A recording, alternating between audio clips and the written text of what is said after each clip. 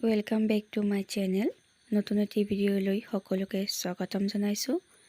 আজিৰ ভিডিঅ'টো আৰম্ভ কৰিবলৈ লৈছোঁ। প্ৰথম প্ৰশ্নটো হৈছে, টেলিফোন কোনে আৱিষ্কাৰ কৰিছিল? উত্তৰ, আলেকজেণ্ডাৰ গ্ৰাহাম বেল।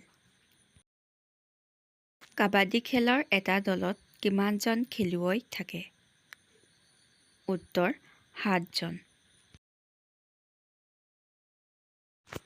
শৰাইঘাটৰ ৰণত আহোমৰ সেনাপতি কোন আছিল?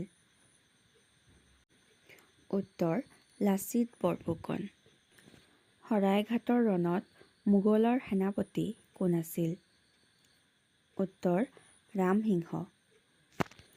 প্ৰথম অসমীয়া ভ্ৰমণ কাহিনীখনৰ নাম কি? উত্তৰ, বিলাতৰ চিঠি। 1939 চনত প্ৰকাশ পাইছিলে। সাহিত্য একাডেমী পুৰস্কাৰপ্ৰাপ্ত প্ৰথম অসমীয়া পুথিখনৰ নাম কি? উত্তৰ, বনফুল। লেখক যতীন্দ্ৰনাথ দুৱৰা। মামণি ৰয়ছম গোস্বামীয়ে সাহিত্য অকাডেমী বঁটা পোৱা গ্ৰন্থখনৰ নাম কি? উত্তৰ, মামৰে ধৰা তৰোৱাল।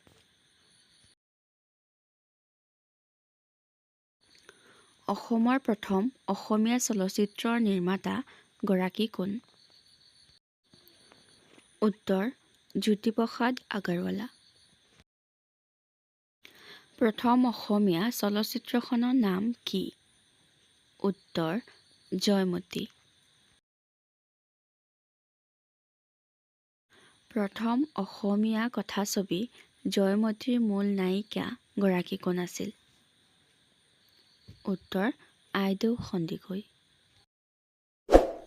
আজিলৈ ইমানেই। ভিডিঅ'টো ভাল লাগিলে লাইক, কমেণ্ট, শ্বেয়াৰ কৰি দিব। ধন্যবাদ।